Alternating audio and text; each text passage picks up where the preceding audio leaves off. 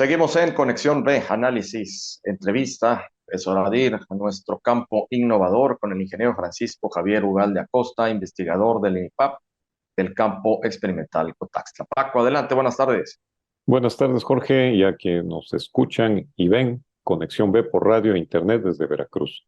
Antes de entrar al agrocomentario de este día, quiero comentarte que la semana pasada platicamos del legado del doctor Brian Sims, que fue un gran personaje en el área de la mecanización agrícola.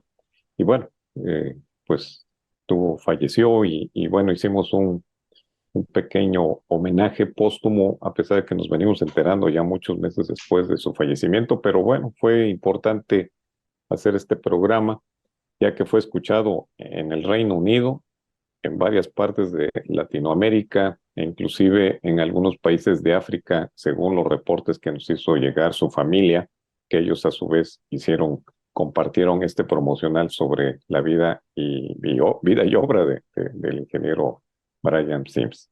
Bueno, Qué gusto, hoy, Paco. hoy se conmemora el Día del Maíz, pilar de la alimentación y cultura mexicana de origen milenario.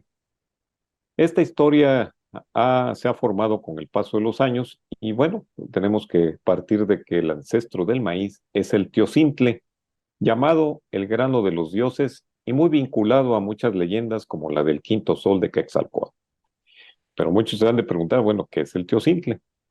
Los teocintles son parientes silvestres del maíz y son antecesores directos del maíz moderno.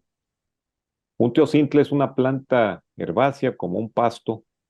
Alguna de estas especies es perenne, es decir, por mucho tiempo está viva y no se muere, y otra es un teocintle que cada año pues hay que volverlo a sembrar o en forma natural se distribuye.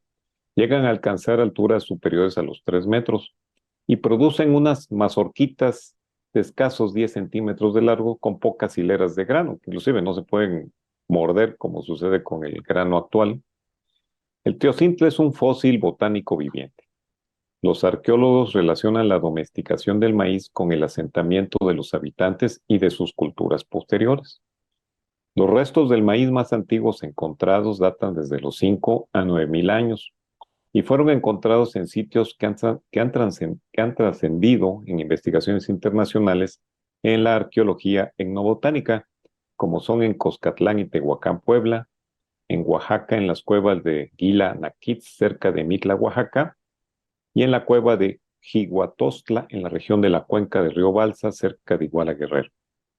En estos sitios ocurrió la domesticación del maíz como cultivo hace 8.700 años, de acuerdo a las últimas investigaciones realizadas, por lo que se considera a esta gran región como un origen multicéntrico del maíz, al igual que ahí tuvo que haberse generado los inicios de la agricultura.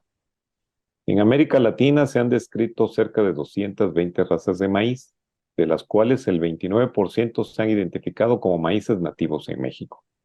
Tenemos el gran privilegio de que en la región Golfo de México la raza nativa más abundante es la tuspeño, la cual está vinculada a historias veracruzanas del desarrollo tecnológico del cultivo. Hoy el INIFAP resguarda en el Centro Nacional de Recursos Genéticos 18.000 muestras de maíz de las 60 razas y están incluidas 84 del maíz teocintle de Guerrero, Michoacán, Jalisco, Oaxaca, Estado de México y algunos teocintles que han sido repatriados de Estados Unidos. Con esta acción de conservación de la riqueza genética maicera, se asegura contar en el futuro con los maíces que hoy disfrutamos en la gastronomía nacional, Jorge. Bueno,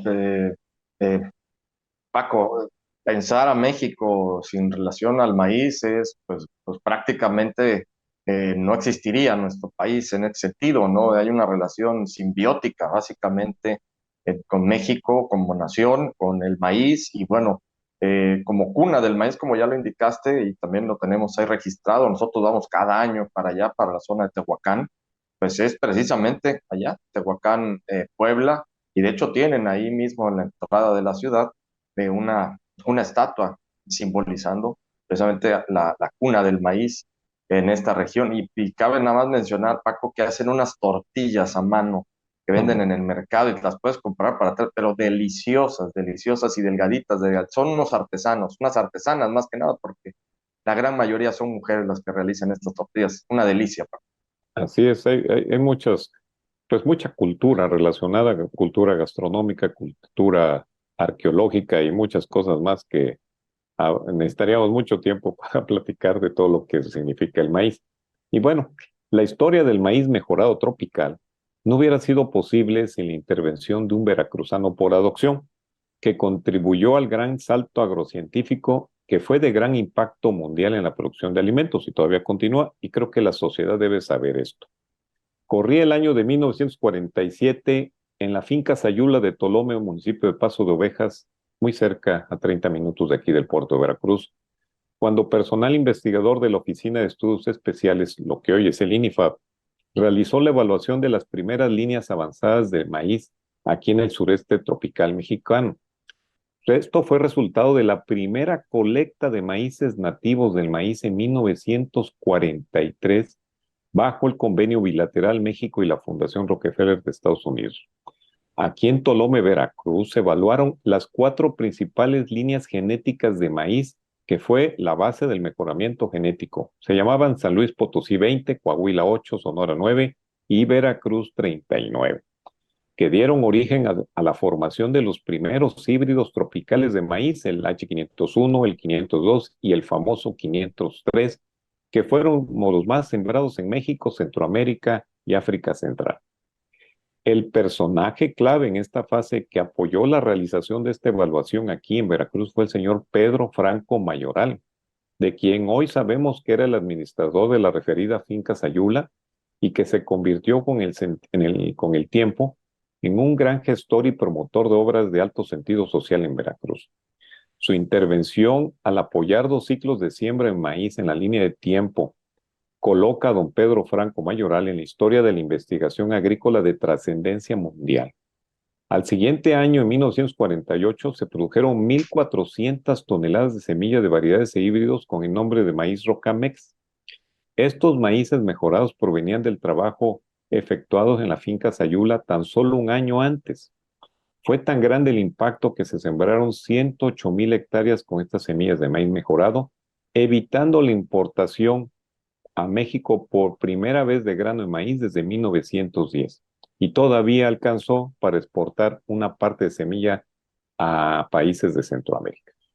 Otro personaje que debemos recordar en este Día del Maíz es a don Pablo Capitán, veracruzano de nacimiento del municipio de San Rafael, Veracruz, que en mutua colaboración con los ingenieros de la Comisión Nacional del Maíz, que después se convirtió en PRONACE, fue en los ingenieros Pedro Castañeda y Francisco Osorio.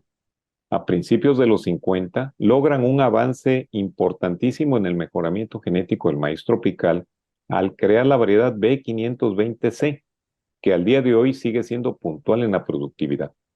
Ambas historias contribuyeron a la formación del germoplasma tuspeño tropical en el campo Cotaztla, que ha influido en la siembra de millones de hectáreas de maíz desde hace 75 años a la fecha en las tierras cálidas del mundo.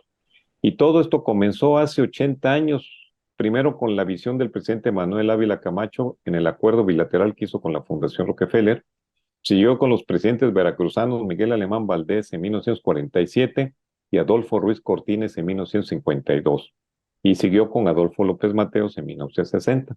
A la fecha, continúan siendo de beneficio nacional y mundial aquellas decisiones históricas. El Campo Cotaztla conmemora el Día Nacional del Maíz con acciones concretas como el siguiente anuncio: la formación del primer híbrido varietal tropical en proceso de validación en Veracruz, Oaxaca y Tabasco, y la exploración de maíces mejorados y la selección de criollos en condiciones de estricta altura, que en otros programas abundaremos en particular. Sin estos acontecimientos ocurridos en el pasado y el presente reciente en Veracruz, no hubiera sucedido. Seguramente no estuviéramos platicando de maíz esta tarde. Siempre nuestro reconocimiento a todos los maiceros que contribuyen al maíz mexicano, Jorge.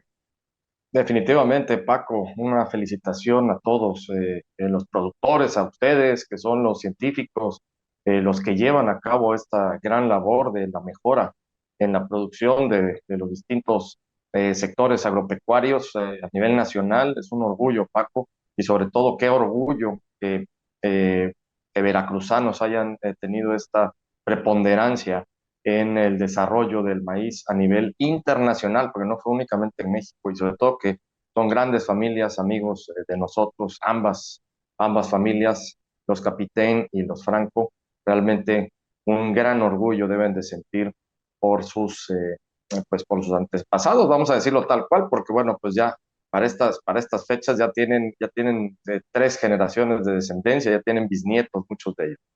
Así es, Jorge. Por eso es importante que la sociedad conozca esto. Y me despido. El campo Cotazla es maíz.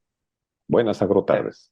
Igualmente, muchísimas gracias al ingeniero Francisco Javier Ugalde Acosta, investigador del INFAP, del campo experimental Cotaxtla en nuestro campo innovador. Vámonos al corte, volvemos.